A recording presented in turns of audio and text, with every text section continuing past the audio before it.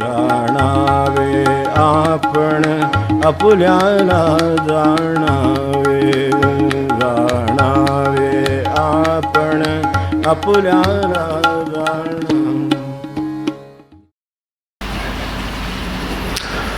सर्वसाधारण कल्पना अशी की आज काही होणार त्यामुळं सगळ्या जपाची सुट्टी, त्या नामवर्षाची सुट्टी सलग 3-4 दिवस झालेलंच आहे. त्यानंतर शिवाय आत्ता नुकतंच एवढं समर्थांचे 13 भाग झालेले आहेत. आणखीन आता काय, आता सुट्टीची गरज आपल्याला आहे हे मला मनापासून पटतं. आम्हाला गरज असली तरी परवानगी नाही. त्यामुळे आलो 10 मिनटात जाणार. तर आपण पण नोकऱ्या बऱ्याच केल्या आहेत, कोणी हे केल्या आहे, करतातही आहेत, व्यवसाय केले आहेत, सुट्ट्या बिट्ट्या असतात, मेडिकलवर असतात, म्हणजे काय आजारी पडलो म्हणून, सरकारी आजारपण म्हणून म्हणा, काय कसं वेगवेगळ्या कारणासाठी म्हणा, महाराजांकडे काय चालत नाही. सरकारी आजारपण तर अजिबात चालत नाही. त्यांना माहितीच असतं काय ते, त्यामुळं तिथं सुट्टी नाही. सांगितलं आलो परत वर.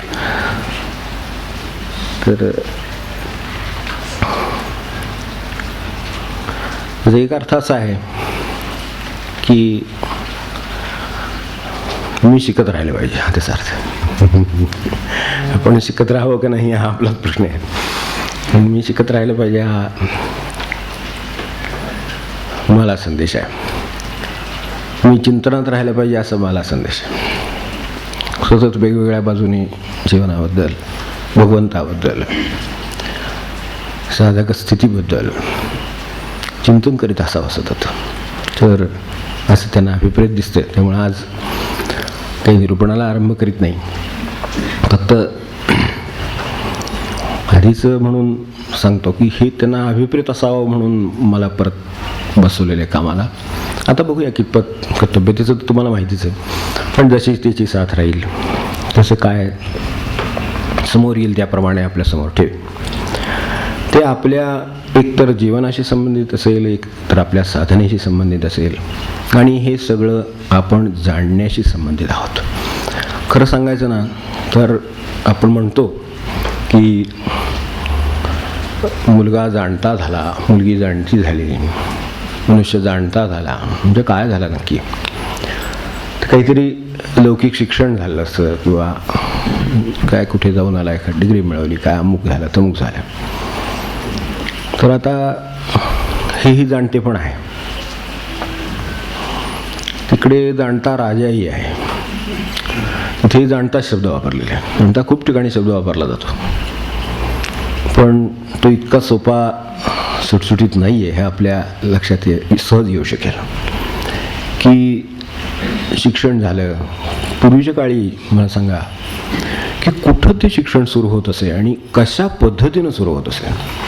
जे घेण्यासारखं आहे ते आपण घ्यावं, जे टाकण्यासारखं आहे ते टाकावं. त्यासाठीच आपण विचार करायचा आहे सगळा.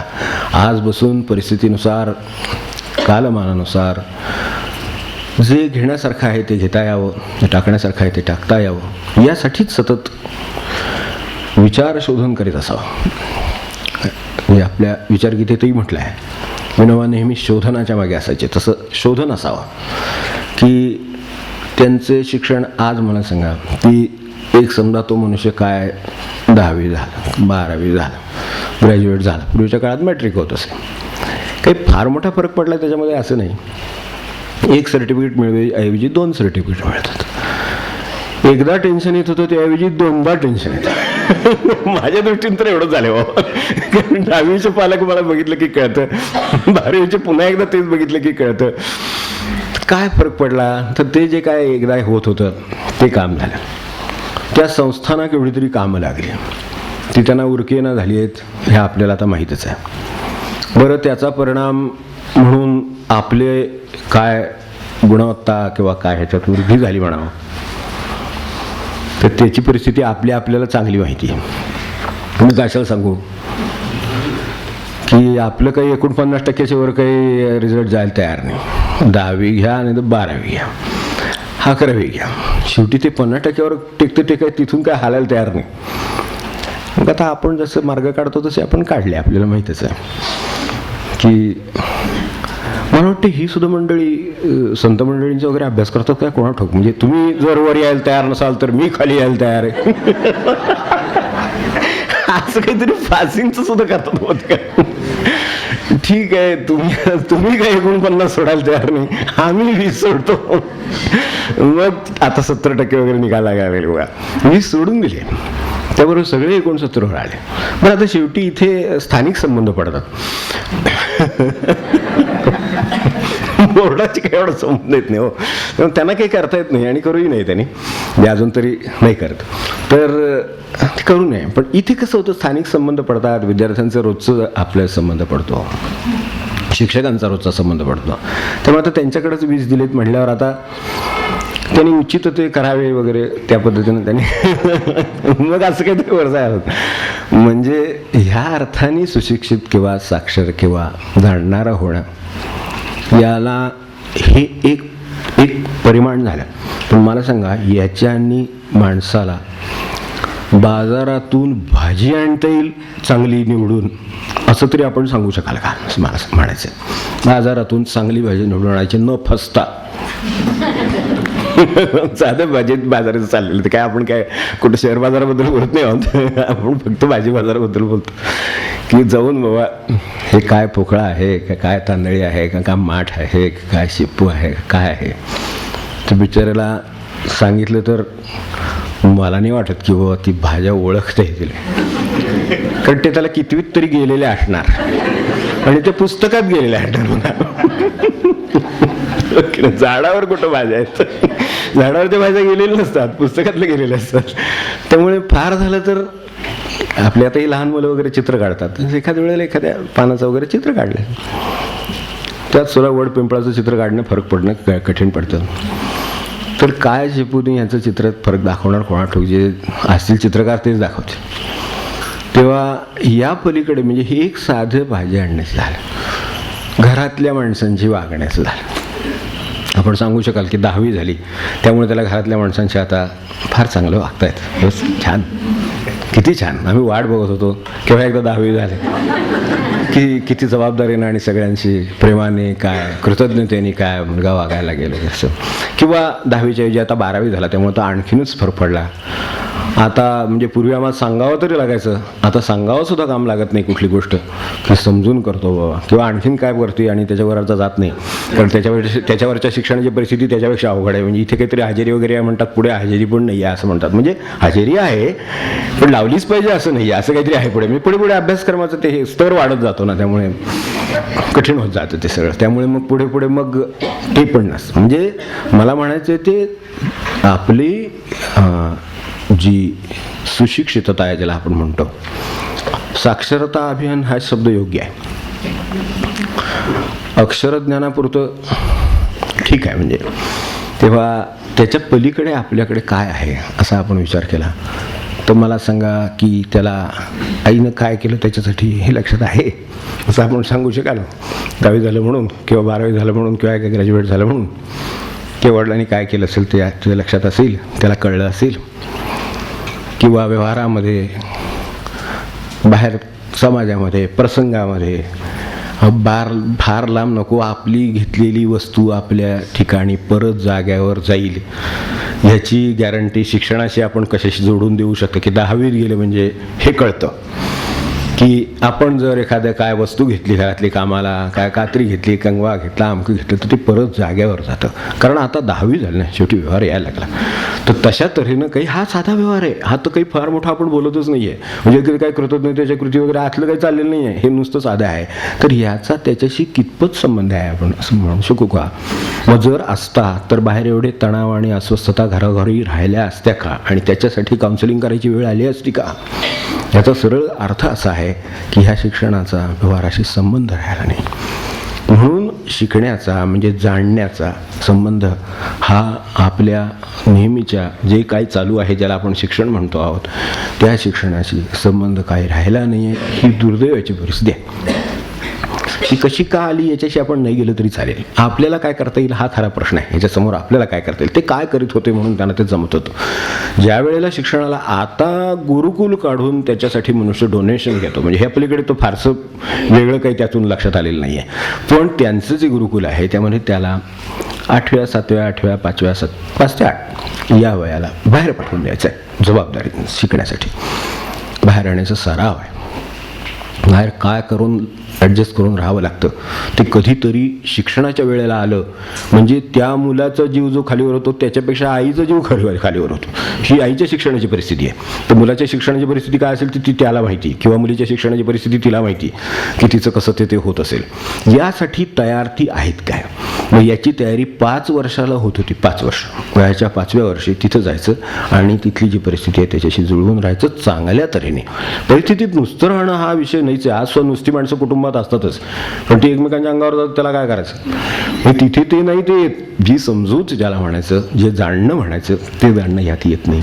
मग हे काय येत नाही तर तिथे जायचं ते त्यांचे केअरसुद्धा काढायचा घरातला. लाकडं सुद्धा त्या काळात लाकडं फोडण्याचा विषय होता. लाकडं आणण्याचा विषय होता. लाकूड फाटा गोळा करण्याचा विषय होता. गुरं राखण्याचा विषय होता. हे सगळं होतं पण हे सगळं जीवनाचं ज्ञान होतं की काय त्या गुरांच्या मागे कष्ट असतात. गुरं कशा तऱ्हेनं राहतात. त्या रानात परिस्थिती काय असते. कोणतं ते खातात कोणतं खात नाहीत. त्यांना आवरावं लागतं म्हणजे काय. ती येतात म्हणजे काय. हाक मारली म्हणजे काय. ओ देते म्हणजे काय. हे सगळं जे आहे हे सगळं प्रत्यक्ष जाऊन तिथं शिकायला मिळत होतं. म्हणून कृष्ण झाला तरी आश्रमात संदीपनी तिथे बडे बाप का बेटा म्हणून ते नाही. ते तिथे जायचं ती लाकडं फोडायची म्हणतील ते काम करायचं पाणी भरायचं. तेव्हा हे सगळं आहे. आज तो भरायला लागला तरी घरातली आई वडील म्हणतात नको नको तू कशाला करतो. मी आहे तू आहे पण किती वर्ष आहे. मग पुढे मग ते होणारच आहे ना भांडणं त्यांची त्याच्यावरनं. मग त्यांना हाताखाली माणूसच लागणार आहे त्याच्यासाठी. त्याची बॅगसुद्धा त्याला जर उचलता येणार नाही आहे तर आजच त्याला ते उचलू दे. हे शिकवण्याचा आणि आपल्या ज्या समजुतीच्या वाढीचा संबंध आहे त्याचा संबंध त्यांनी तिथं 5व्या वर्षी जोडला आहे. आपण अजून कितव्या वर्षी जोडतो मला काय माहिती नाही आणि मला आढळत नाही असं. आपल्याला कुठे आढळत असेल मला माहिती नाही की या समजुतीचा संबंध 60-70 वर्ष झाली तरी सुद्धा येईलच असं सांगता येत नाही. अशी परिस्थिती दुर्दैवाने आहे. आई वडील सांगणारे असतील कोणी वृद्ध माणसं असतील तरुण माणसं असतील ती हे सांगू शकतील की वस्तुस्थिती काय आहे. ह्याच्यात जे जाणणं आहे त्या जाणण्याशी संबंध आहे. जेव्हा जे खरं जीवन आहे ते त्याच्याशी संबंध येतच नाही. ॲमेझॉन खोऱ्यात काय ते ह्याच्यात काय ते कुठलं काय तरी ते भूगोलात काय आनंद असतो. तर ते सगळं पाठ करायचं त्याचं सगळं परत त्यांना सांगायचं आणि ते बरोबर सांगायचं. जेवढं ज्याचं बरोबर येईल तेवढे त्याला मार्क. तो पहिला तो दुसरा तो तिसरा. आता तसं म्हणायचं नाही A1 वगैरे काहीतरी म्हणायचं. मुद्दा तोच परत. तेव्हा जे आपण शिकतो आहोत त्याचा माझ्या बाकीच्यांच्या वागण्याशी किंवा समजुतीशी किंवा ह्या सद्गुणांशी कशाशी काही संबंध आला आहे का किंवा बाहेर काय चाललं आहे त्याच्याशी माझा संबंध आला आहे का. तर ह्या सगळ्याचा विचार म्हणजे जीवनाचा विचार. तर तो आपल्या जेव्हा कधी शिक्षणात येईल तेव्हा येईल. आपण आपलं काम केलं कारण आपल्याला काळ कमी. आपण लक्षात ठेवलं पाहिजे की मला त्याची फळं वगैरे पाहिजे असतील तर मला माझं वृक्षाचं बीज मला लावावं लागेल. म्हणून आपल्याकडे वेद म्हणजे जाणणे. वेद याचा अर्थ जाणणं. तेव्हा त्या काळात जे वेद लिहिले ते असं जाणून सगळं लिहिले. काय त्यांनी जाणलं असेल ते जाणलं असेल. त्यांना जे विषय होते ते त्यांनी जाणले. आम्ही संगणक जाणतो. आम्ही जाणतो बाहेर काय ट्रॅफिकचे रूल जाणतो. काय असंख्य गोष्टी आज आहेत त्या सगळ्या जाणतो. तसं त्यांना ज्या गोष्टी जाणाव्याशा वाटल्या त्यांना सूर्योदय वाटला त्यांना हे वाटलं काय आकाश वाटलं अमकं वाटलं तमकं वाटलं. त्यांना जे वाटलं ते त्यांनी जे जाणलं जे त्याच्यासाठी करणं आवश्यक आहे असं वाटलं ते त्यांच्या वेदामध्ये आले. मग त्याच्यामध्ये अगदी पुढे शेवटी आयुर्वेदापर्यंत सगळं आलं. पंचमवेद. तर तसं अनेक प्रकारे त्यांनी जाणण्याचा प्रयत्न केला. त्याला त्यांनी वेद नाव ठेवलं. आपला प्रश्न समोर असा आहे की आपल्याला जीवन जाणता येईल का. म्हणून मी आपल्यासमोर असा विषयाचा प्रस्ताव करून ठेवतोय की जीवनाविषयी आपल्याला आजच्या जीवनाविषयी काही समजून घेता येईल का की ज्याची आपल्याला गरज आहे जेणेकरून आपलं स्वास्थ्यही राहील, आनंदही मिळवता येईल आणि आपल्याला आपला भगवंत जो ज्याला मिळवायचा आहे तो त्याला प्राप्त होईल. तर याला मी जीवन वेद असं म्हणतो.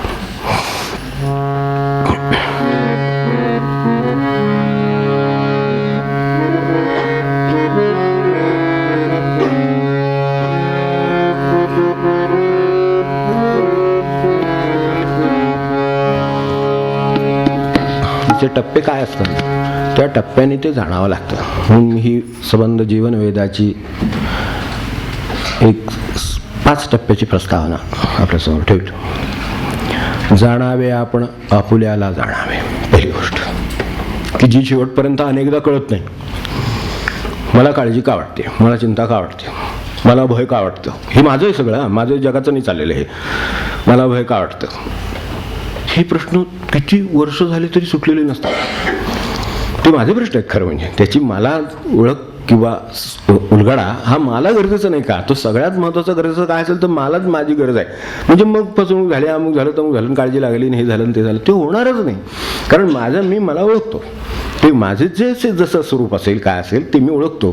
त्यामुळे जाणावे आपण आपुल्याला जाणावे याला काही पर्याय नाही खरं सांगायचं तर.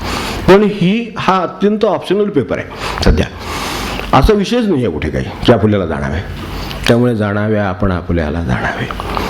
जग जीवन जैसे तैसे मग जाणावे. जसं जग आहे, जसं जीवन आहे बाहेर. जीवन म्हणजे आपलं जीवन, आपली इतकी जीवनाची कल्पना संकुचित आहे की त्याच्या स्वतःला लागणारा पदार्थ त्याच्या आवडता झाला की त्याचं संपलं काम. इतकं खाली आलं आहे जीवन. बाकीच्यांचं सुद्धा नाही आहे. ते जेवले का नाही हे सुद्धा नाही आहे. त्यांना आवडतंय ते होतंय का नाही हे सुद्धा नाही आहे.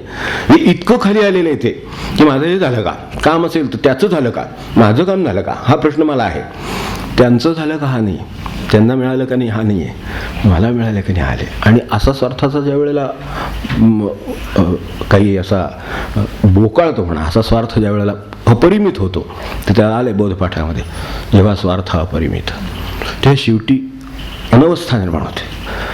5 माणसांना जर स्वतःचा स्वार्थ आहे तर प्रपंचामध्ये कोणाला सुख लागेल यातल्या शक्यताच नाही.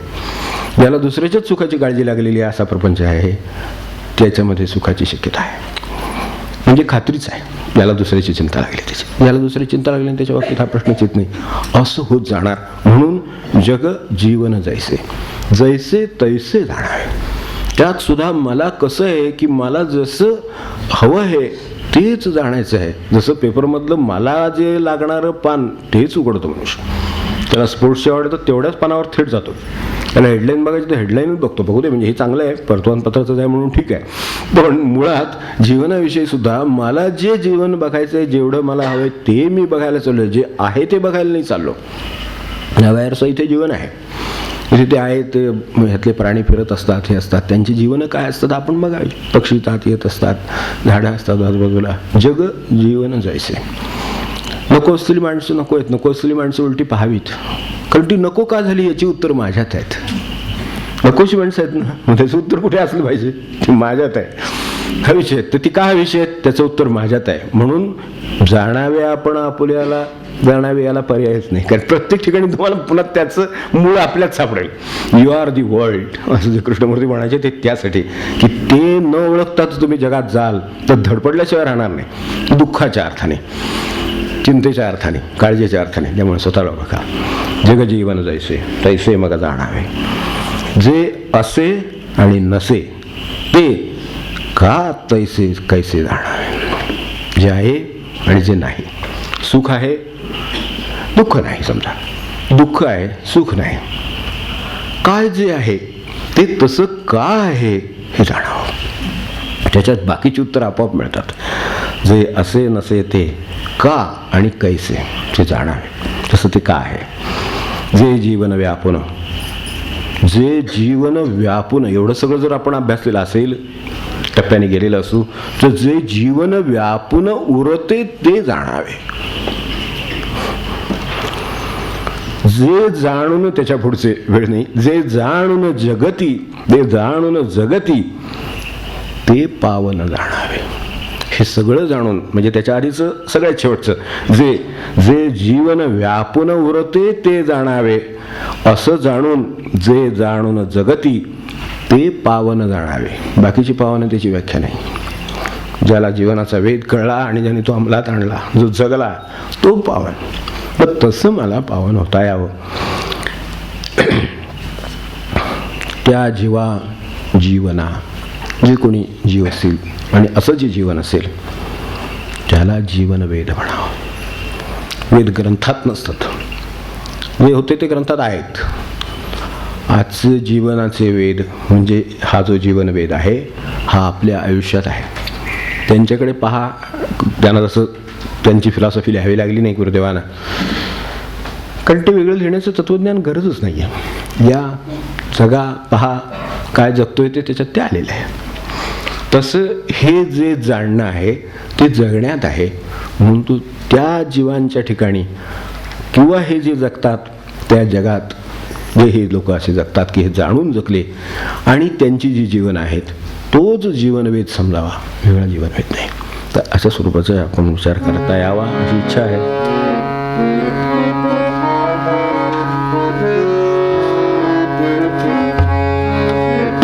जाणावे आपण आपुल्याला जाणावे, जाणावे आपण आपुल्याला जाणावे, जाणावे आपण आपुल्याला जाणावे.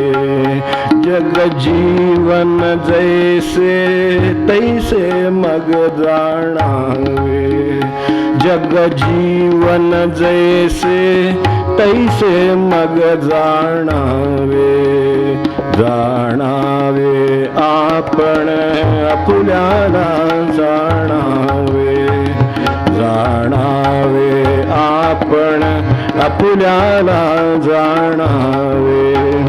जे असे नसे ते का तैसे जाणावे, जे असे नसे ते का कैसे जाणावे, जाणावे आपण आपुल्याला जाणावे, जाणावे आपण आपुल्याला जाणावे.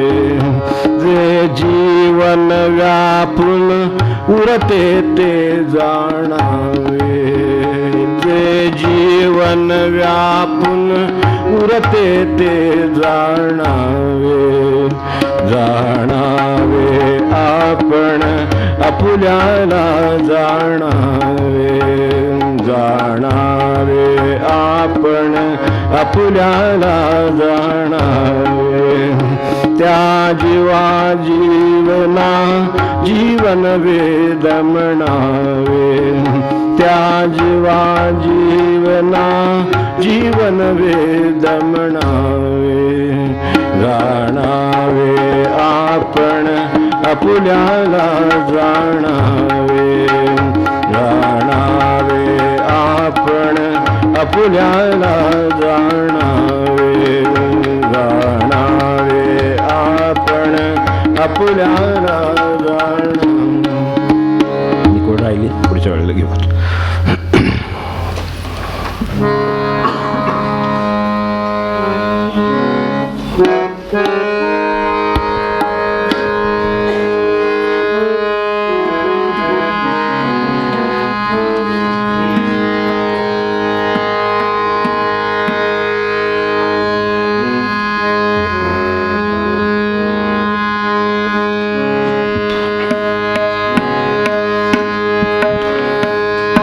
पान 260 पद 108.